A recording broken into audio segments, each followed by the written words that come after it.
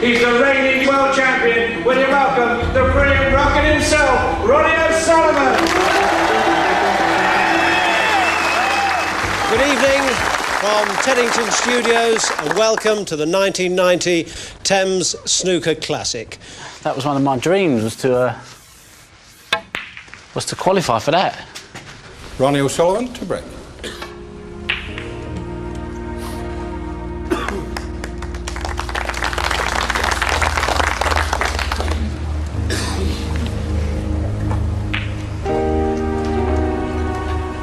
Great shot there from Ronnie O'Sullivan. Yeah, that was when I was a good player. I was 14. And I remember Steve Davis commentating. Advanced positional play. And Davis said, that's an advanced positional play. And it was, because it was like, I knew that red was there, but I just knew that once I get the reds open, it was game over. Steve Davis was saying now, this kid is fantastic. Anyone who's held a cue before knew he was a genius. I was ready at 13 or 14 to play top professional snooker in hindsight. I didn't know it at the time, because I just never had that belief in myself. But I was getting the results. I was beating Willie Thorne on his own table at 14. But at the time, I never thought anything of it. But I was ready, you know. I was playing a man's game at 13, or a professional game at 13. Ronnie was always fearless. You know, and that was something which hadn't come into the professional game. At the time, the top pros were percentage players, where they would calculate the risk-reward ratio of every shot. Ronnie never played percentages. Well, here comes Dad, Ronnie Senior. His dad's a good snooker player, he's a good hurdler. That was a tremendous performance. Ronnie Junior, first of all. Are you really only 14? Yeah. Just 6 weeks ago. I'm 14. He's my biggest fan. He's my biggest fan. I get embarrassed sometimes when he starts talking about him. Like, oh, close my ears, like, shut my eyes, like, saying, be quiet. But he's proud, you know. He's proud of me, you know, and but I don't like it when he praises me. I hate praise anyway. Dad, stop running away. Come here. I know you're a bit shy. Tell me, when did you realise he might be a good snooker player? When he was beating me. You're pretty useful yourself, are you? Useless. I was playing for a few quid, he was taking a few quid off me, and I turned it in there. If I was left to my own devices, I'd be on a beach in Spain, putting deck chairs up, having a coffee, reading the paper, and just plodding along in life. I'm a plodder, really. You play fairly quickly. Well, when you're playing well, you do play quick, you think quicker, and all the ball seems easier. No nerves about being on television? No. As long as Dad isn't sitting in the front row, that's right, isn't it? You don't like that? So Dad knows his place, and you certainly seem to know yours, Ronnie. Well done. Thanks. Yeah, so that was my first debut on telly. It was all downhill after that. Was.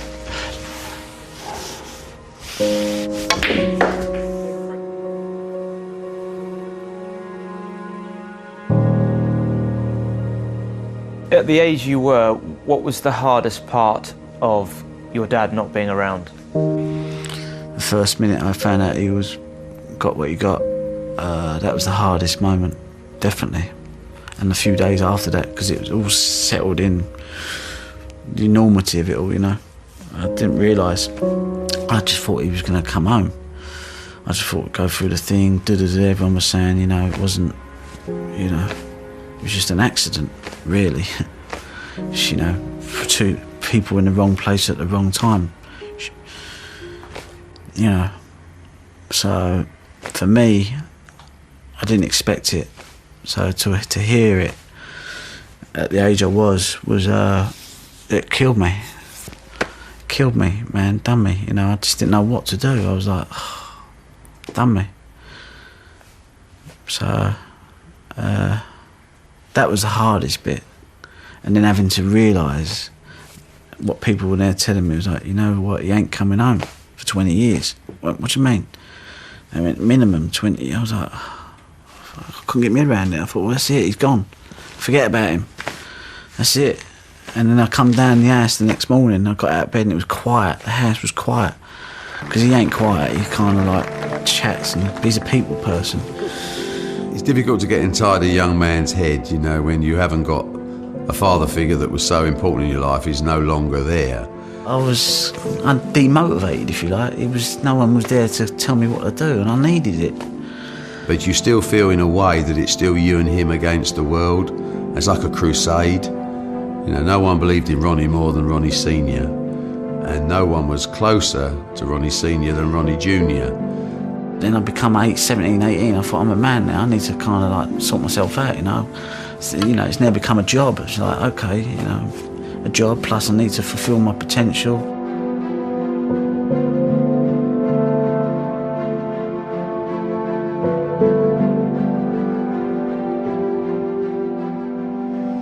Yeah, a proud moment.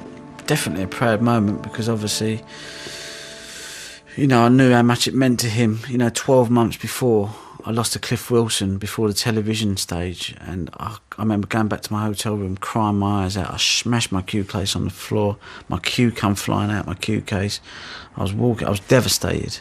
I was devastated. This young man is not 18 yet, and like all great players, he's finishing in style. So then, for 12 months later, to go and win the UK, I was like, mental. Yeah, Stephen Hendry will shake his hand. I know he admires Ronnie's play. We all do. The title of the 1993 United Kingdom champion, Ronnie O'Sullivan. UK champion, 17 years of age. Like, wow. I beat my hero, Steve Davis. I beat Stephen Hendry, my new hero. I just thought was the best thing since sliced bread. We snooker players in the inside, we knew how good he was. So although maybe it was 1 year too early he won it, wasn't a surprise because we know how good he was. So I beat all these people in one event, and all of a sudden overnight I've gone from no one knowing me to all of a sudden the UK champion. And I still didn't realise the impact it had till the next day when I went out and had breakfast, because I've gone from no one ever recognising me to all of a sudden people were like, oh, and I was like, shit, people were pointing at me.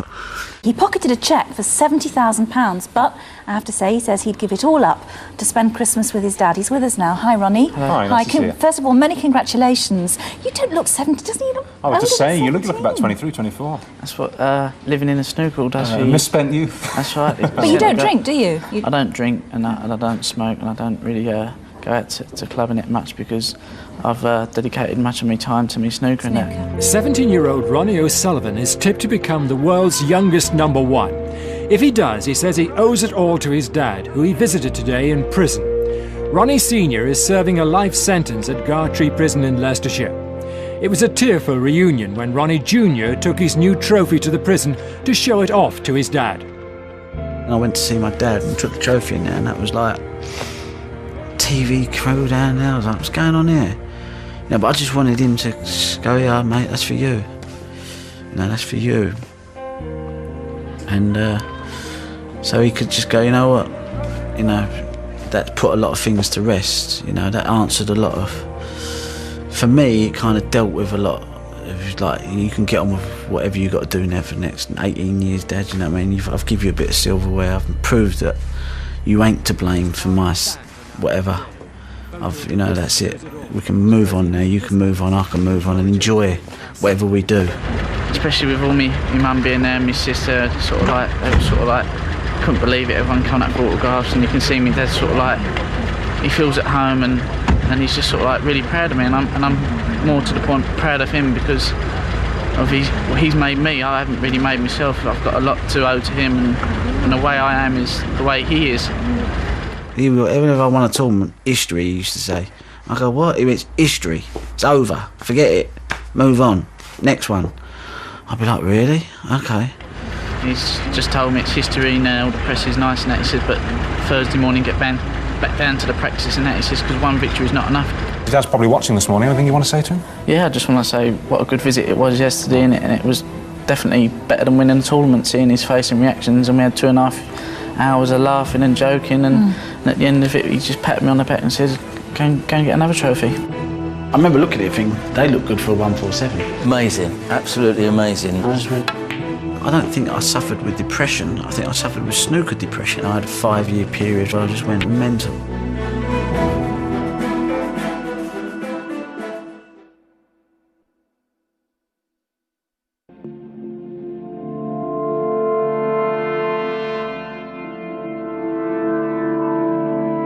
This is a picture Damien Hirst done for me, my friend, and it's my first 147, 5 minutes 20 seconds, and I remember when I first see it, I went, that's my first 147, without Damien even saying anything. So I remember this red. And I remember that black going over there. I just remember thinking, I remember looking at it thinking, they look good for a 147. He had a 147 in 5.5 minutes. Don't think that'll ever be done again. Impossible, I think.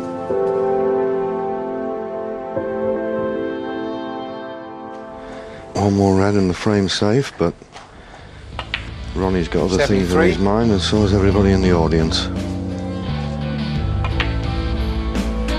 Could be a 147. I don't believe this.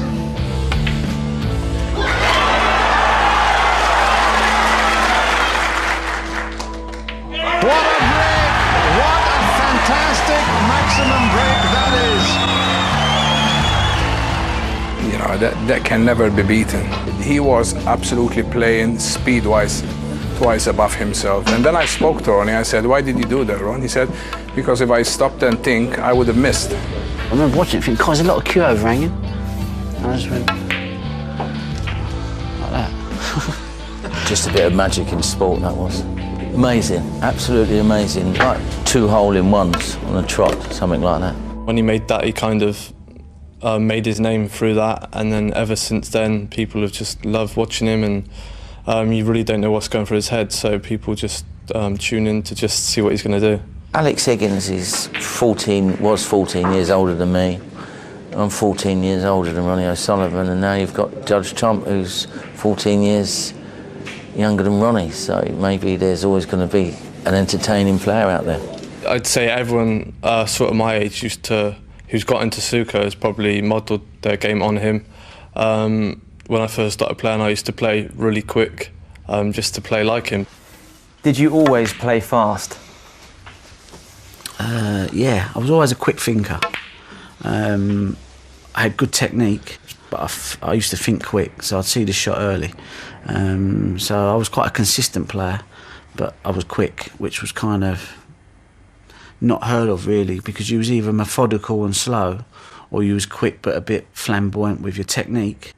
I first met him when I was 8. My dad got me tickets to the Welsh Open, and Ronnie was there, so luckily I got to meet him and have my photo with him in that, which was 15 years ago now. I've managed Ronnie O'Sullivan twice. Some of the greatest days of my life have been with Ronnie O'Sullivan. Ronnie O'Sullivan has also driven me round the bend, driven me nuts. And there are times when I could hug him, and there are times when I could kick him. I prefer the hugging.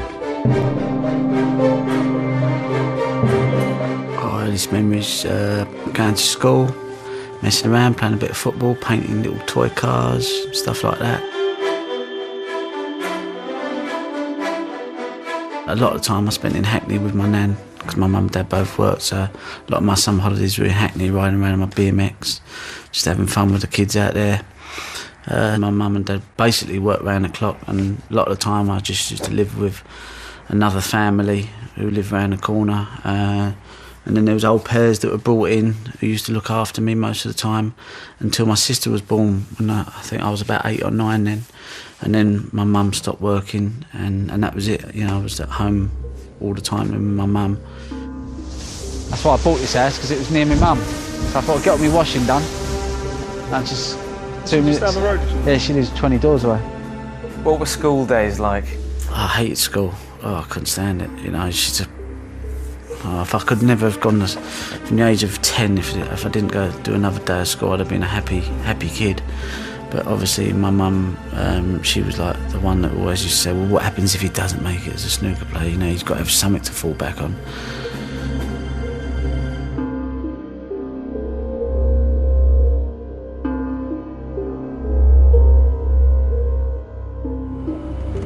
You know, I had a 5-year period from the age of 19 to 24 where I just went mental. My dad was banged up, my mum was away, I was up that prison, then visit my mum here, and I'd lost my licence, and I just thought, you know what, I just lost the plot, and I just went out and had a good time for 4 or 5 years, and just